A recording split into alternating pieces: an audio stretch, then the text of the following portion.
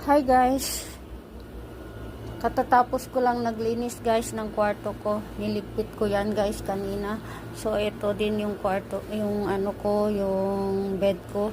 Ito yung inayos ko kanina guys. So kanina na sobrang kalat yan kanina. So ngayon maayos na.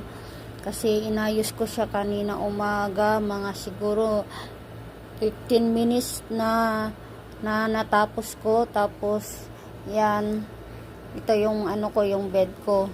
Dito ko natutulog. Ito naman yung medyo sala-sala ko pag boring ako, pag napagod ako matulog. Diyan ako nakaupo at nanonood lang ako diyan sa laptop ko. Tsaka yan, stand ko.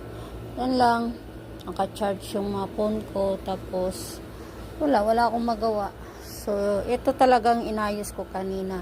Ito yung ano ko, yung pang winter ko, ito yung pang summer, ito yung pang sleeping cloth, and yun yung mga t-shirt na pag kailangan ko sa school mag t-shirt. Tapos ito yung mga jogging pants ko, at yun yung mga pantalon ko. Ito yung mga jacket na kailangan ko sa school.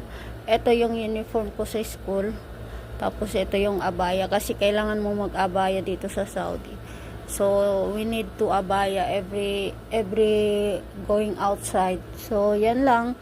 Ito lang. Yan yung mga sapatos ko, niligpit ko na rin kasi medyo nakalat nung time na may ginagawa ako. Nag-part-time din ako sometimes.